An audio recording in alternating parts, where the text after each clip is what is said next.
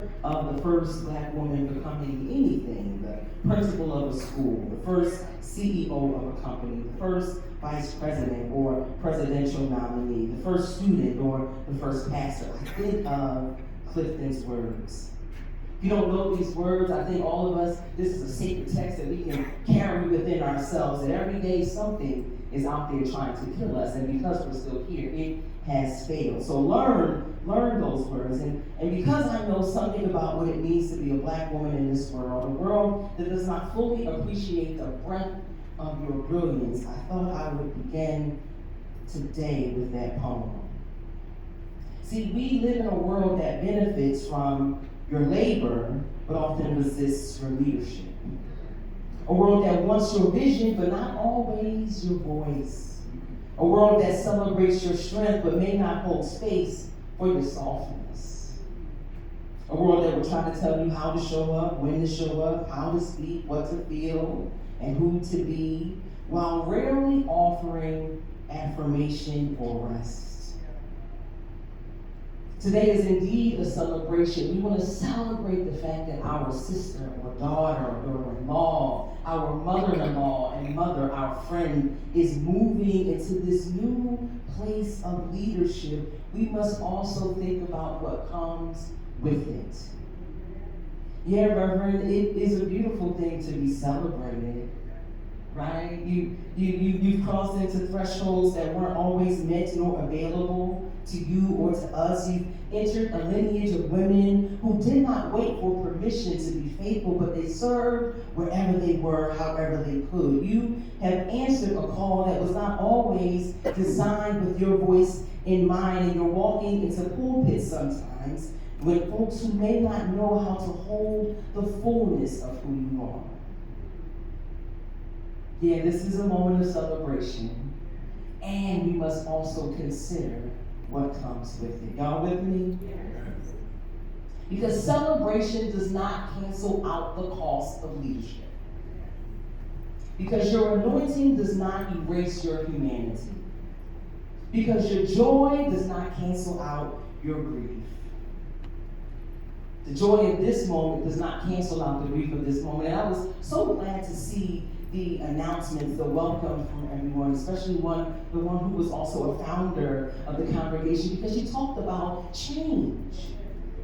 And you were in a season of change. Yes, you have welcomed Pastor Tanai into the space, and still there is change. And whenever there is change or loss or transition, there might also be some grief.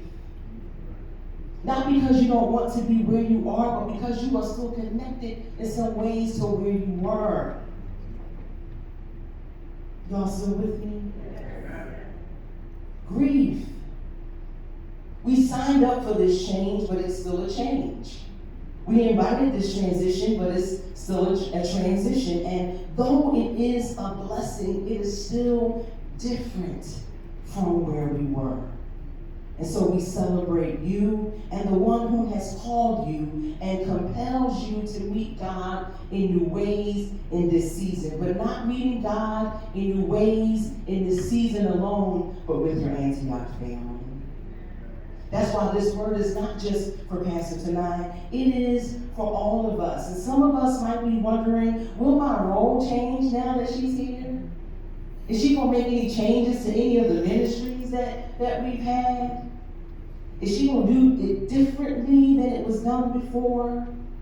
While we celebrate and honor her being in this space, we must also hold in the tension that things may be different. Because when you are the first, you carry not only your calling with you, but you carry people's memories in this space, and you carry their assumptions in this space, and you carry their fears and their projections and also their hopes. Because being the first often means walking into the room that was not necessarily built with you in mind. It means that even in a celebration, there might be some strain. Even in the joy, there might be some risk. Even in this holy moment, there might be reason to pause and hold tightly to what was. And I know you know something about change in your workspace, in your family, even change in self-change. And yet, won't you celebrate with me what you have shaped into a kind of life? Every day something has tried to kill your joy. Every day something has tried to kill your vision. Every day something has tried to kill the doors that you were meant to walk through, but they have failed. And it is here in this complexity, in the tension between celebration and change, that I hear Paul's words to Timothy ring out loud. She said I was a thanatologist. Thank you, Reverend, when you introduced me. And that simply means I study death, dying, grief, and bereavement. Now, I know that's not necessarily something that makes us shout, right? Death, dying, grief, and bereavement. But, you know, there are deaths when you have a relationship in, that's something like a death. When you move, that's something like a death. If you have any sort of, we talk about mobility issues, that's something like a death. If you had any surgeries recently or had to deal with some health ailments, that's something like a death. And so I studied death, dying, grief, and bereavement, and how to move people from the place of their grave to building and creating new gardens, letting us know that the place of the death means that there's also a place for resurrection.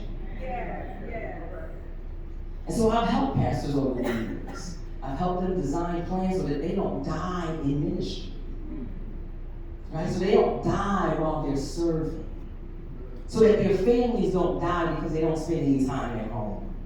So that their vision doesn't die because they spend so much time trying to please others than please God. I help them figure out what it means to move through all of those little deaths in their lives so they can live and that their ministry can live too. Because there will be days that are joyful and there will be days that are filled with pain as well. And at every crossroad, Spirit will remind you that you are here and that though things have tried to kill you, they have failed. And so Paul, knowing that his journey was coming to an end, he sends these words to Timothy. And we all need elders who've been here before us, who can pass on some wisdom so that we know how to enter into ministry in ways that sustain us. And Paul says, proclaim the message. Be persistent whether the time is favorable or not. He recognized that Timothy was in the middle of a community trying to be the church of God while also wrestling with empire. Does that sound familiar to anybody today? Being one who God has chosen and loves, wanting to do what thus saith the Lord, yet realizing you are in the middle of empire. If you watch CNN or MSNBC, if you scrolled on Facebook or had any encounter with the news today, you recognize that we are living in empire. And yet, in the midst of living in empire, where you have people in your congregation whose jobs are on the line, when you have people in the congregation whose Social Security benefits might be up for grabs, when you have people in the congregation who may be concerned about where their next meal is coming from, where you have people in the congregation who are just trying to make ends meet, you have been called to pastor in the midst of this crazy empire. You have been called to lead while systems of white supremacy and Christian nationalism breathe down our necks. You have been called to nurture people who have been hurt, not only by the empire, but sometimes by churches too. You've been called in this season, and it's not just a job, it's a public prophetic ministry. It's a declaration that you too are made for this holy work. What do you see to be except yourself? That line is not just poetic, it is a reminder to lean into your womanist ways. The audacity to name yourself when nobody else names and affirms you. Now listen, Antioch, I know y'all have affirmed her all day long. But can I tell you the secret? That in a few months she might say something. And you don't like it. You don't like it. And all the affirmation of today, all of the wonderful things you said today, you're not even going to be thinking about it. And you're going to say, I don't know what the Lord was doing, sending her to Pastor here. So you're going to have to be able to affirm yourself some days when the congregation doesn't. Now that doesn't give us license to not affirm the preacher, to not affirm the pastor, but she also has to recognize that what did I see to be except myself is my call by God, to know who I am in God, and to affirm myself in the ministry that God has given me. And so you stand here on this bridge between the ancestors, between the wisdom keepers who came before you, and between those who will come after you, between mourning, because we know we might have some days of mourning, and a miracle, because look at what the Lord has done, between resistance, I don't like how she's coming at me right now, and resurrection. We are getting up from the dead and doing new things. You have been called to pastor in a time like this. And so here are a few reminders that I just want to deposit, and then we can be on our way. And when you go downstairs, don't forget, sit down and don't stand in line.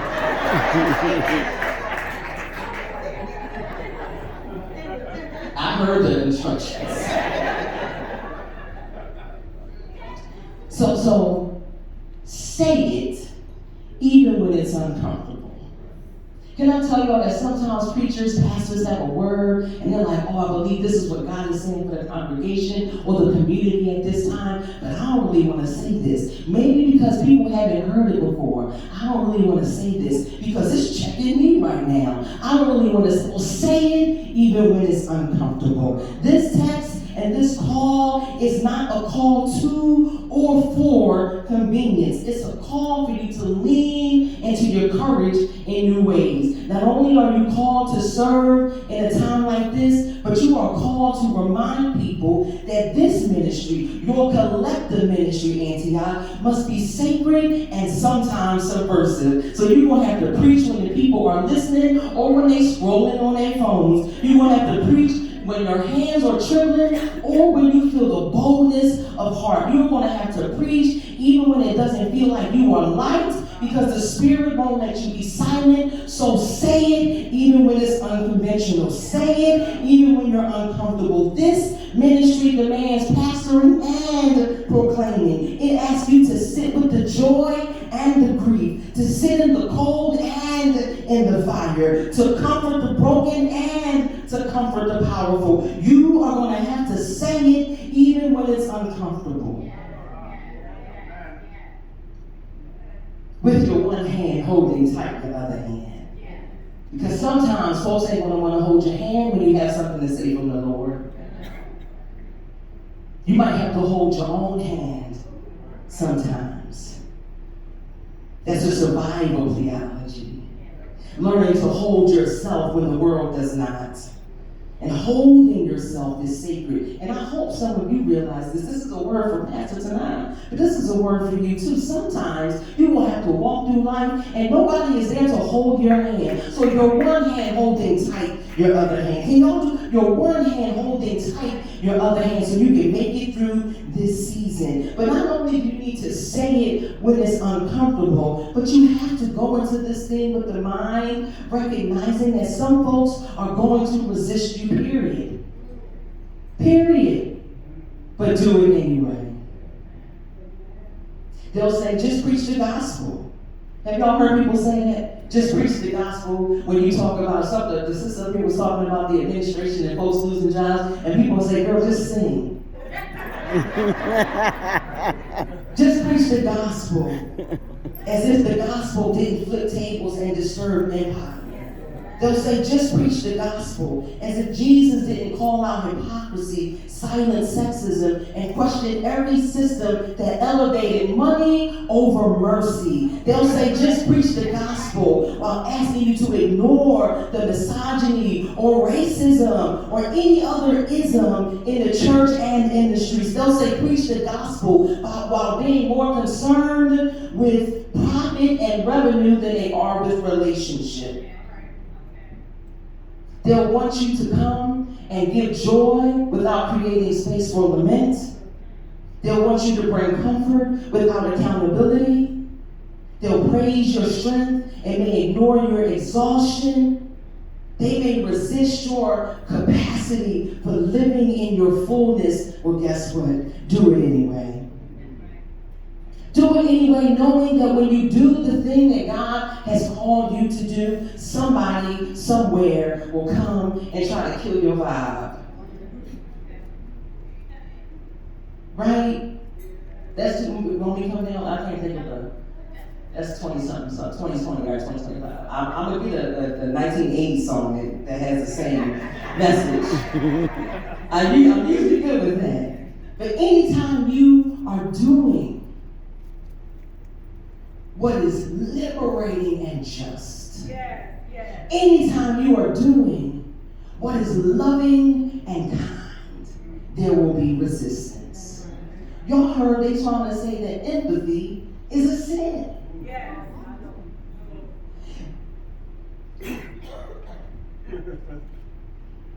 To be concerned about the feeling and the condition of another person. Christian nationalism and white supremacy says it's a sin. And some of us buy into it. You're going to have to stand flat-footed and be a vision and a beacon of empathy, even when the world says all we need to do is stand in our strength. You're going to have to show us that being empathetic is also being strong. You're going to have to show us that this is time for resistance, rest, and resurrection. You're going to have to show us when someone tries to kill the vision that you are still here. And if it's not good news for the poor, then it's not good news. If it's not good news for the brokenhearted, then it's not good news. If it's not good news for those who are bound, then it's not good news. So if all I do is come and talk week after week after week about something that doesn't free anybody, the question is, am I preaching good news, Pastor? You're going to have to remember the good news. The good news might not be the thing that brings hundreds of people into the church every week, but it's still good news. And our call in this season, in the midst of empire, is to still say there is some good news. Finally, I want to say, do the work even when it costs you. So he says, carry out this ministry fully. This is not a borrowed calling. You don't share this. Let me say, we share the work with our family. We know that when we are called in some ways, that it impacts our family, period. So we need to know that. In the ways that you pull Pastor Tanai in, know that it's going to impact her family. So she can't be here 24/7 because that ain't good news for her family. Right, so in all this, you got to do your work fully, carry out your ministry fully, and part of your ministry is your own wellness.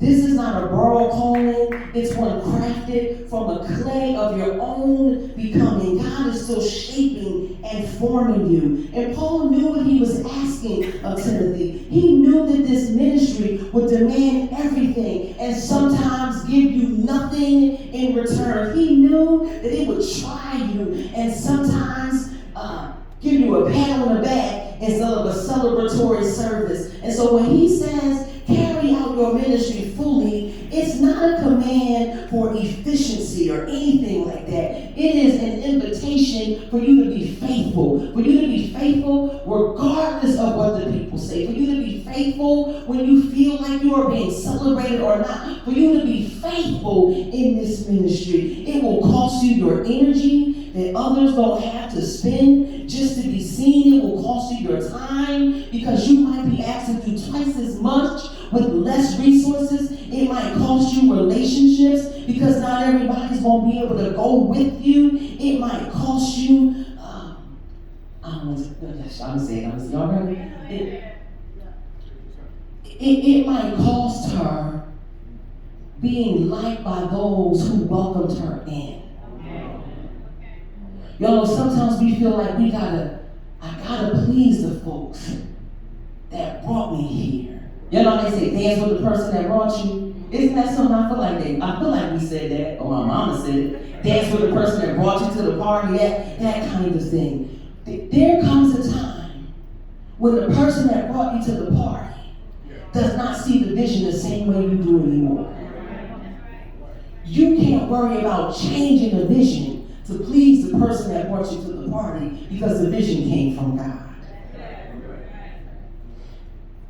You have to do the work anyway, not for applause, not for affirmation. Do it because it's sacred. Do it because you are anointed fully for it. But carry out your ministry fully doesn't just mean leave yourself behind while you do the work. And this is the important part, because some congregations and some faith spaces, period, expect you to let go of you when you show up to do this ministry. That you are no longer allowed to have a life. That you are no longer allowed to seek to do other things. That is not what this is about. God wants you to be wholly you as you do this work. So don't trade in your boundaries for broken systems. Don't abandon your softness to pretend to be strong at all times. Don't become so busy carrying others' burdens that you forget that you have your own. Fully doesn't mean without breaks. So that means we need vacation packages. I'm not in your business. She ain't say none of this. Fully doesn't mean without rest. Fully means with authenticity. She does not have to leave herself behind to serve and support you. She is not expected to forsake her own tears to wipe yours. That there is something about a cooperative ministry. When you see her tears, Pastor, how can I help you today? When she sees your tears, love, how can I be here with you today? It is a cooperative ministry. She is not supposed to lose herself in order to be here with you. This ministry is not a stage, it's not a performance, it is stewardship. And it's not about her perfection, it is about her being present. So carry it out boldly, brilliantly, fully, tenderly. Think about when you can shape into a kind of light while you are holding on to God's hands. And you'll have to shape it through grief and through the glory. You'll have to shape it through the whispers from the ancestors and from those who are living today. You'll have to unlearn some of what others told you ministry have to be, so God can pour into you what ministry will be today in the year 2025, the year of our Lord, in the empire. And the work will cost you.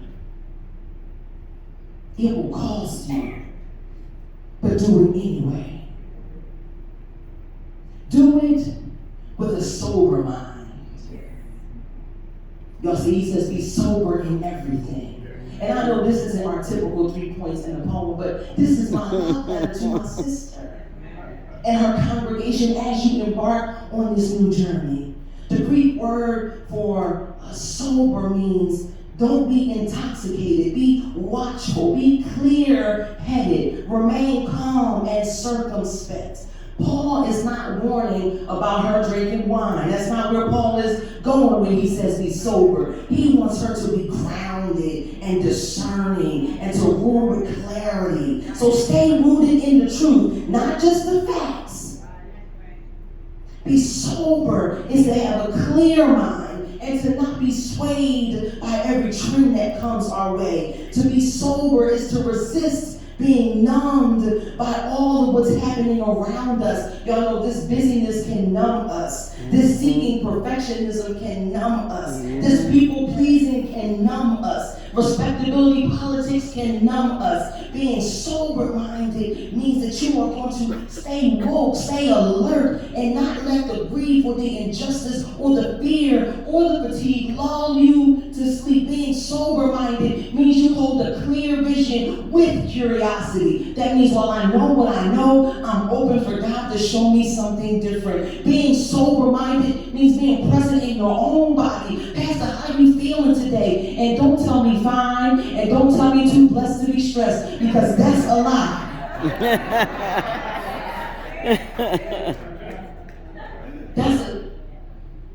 So what's happening in you? Be sober-minded, be discerning, listen, not just with your ears, but listen with your eyes. When you talk to the folks and they say, I'm fine, look in their eyes and see if their eyes are fine. Y'all don't realize your eyes give you away. All the I'm fine, I'm too blessed just your eyes give you away. Be sober-minded. Be clear-headed. Be discerning in the face of a dysfunctional world. Be rooted and not reactive. And when it gets hard to see clearly, pause and remember you serve a God who can help you on this bridge between starshine and clay. And so let's be clear. This is not a call to only think about yourself. This is a call not to forget yourself while you are thinking about others. And finally, I want to say this, and I'm going to take my seat. Paul is an elder preparing for his departure. And he's speaking to this next generation, not to control them, but to bless them, to pass a mantle onto them, Timothy, but all who read, so that they can move in this new season with reverence and not rigidity. Paul sends this to Timothy, but it's also for the community. And so we too must remember that while Pastor Tanai is being installed today, Reverend Tanai is being installed today, this is not an individual call. This call to pastoring is also communal. And if I might say, it's also ancestral. That you come from a line of women who love the Lord and who serve faithfully. That you come from those who midwifed liberation in kitchens and in church basements. That you come from founders who are still engaged in the work of ministry. That you are held by the prayers of the mamas and the aunties, of the uncles and the papas and the elders who saw this day, even if they didn't make it to see this day. And this is not just your ministry, it's your ministry. It's not just something she does, it's something we do. And that means we, every generation. I heard somebody say from the babies to those of us that's not quite babies no more. That you are not alone on this bridge because somebody came before you and opened the door, and now you get to carry together the weight of moving this ministry forward. So we celebrate with you. When you and God and Antioch get to shape into a kind of life.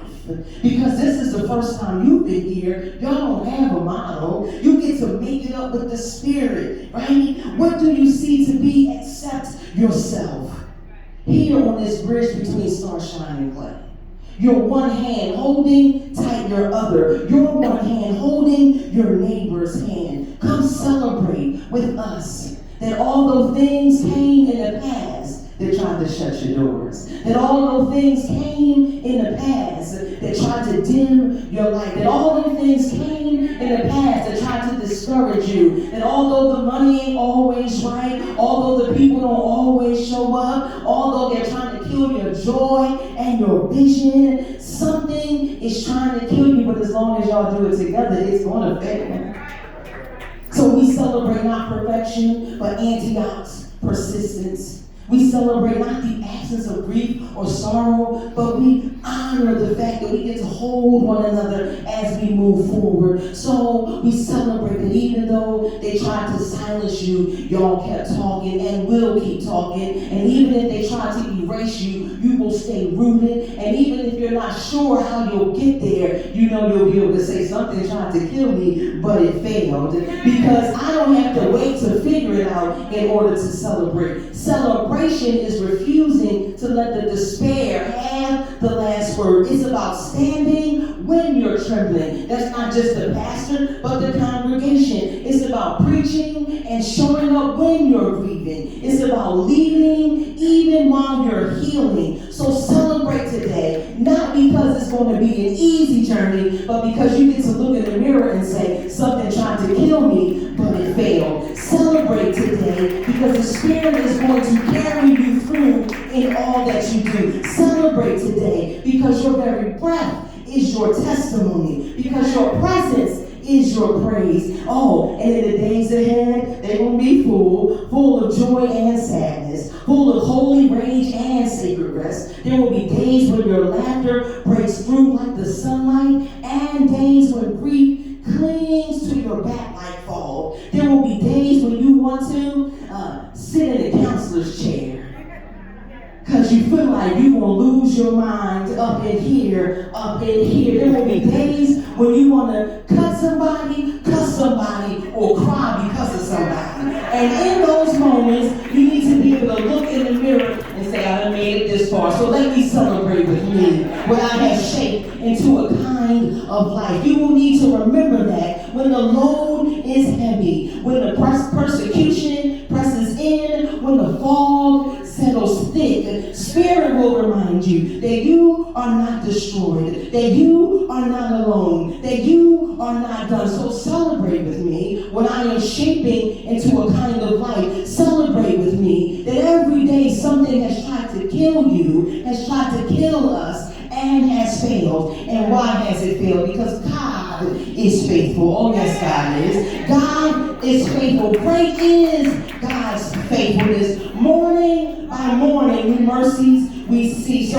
Pastor, tonight we celebrate with you what you and God and Antioch are shaping into a kind of life. We celebrate with you that things will come up that seek to kill your joy, your hopes, and your dreams, and they will fail because God is faithful. And I just wanted to give you a few reminders for your journey. God bless you.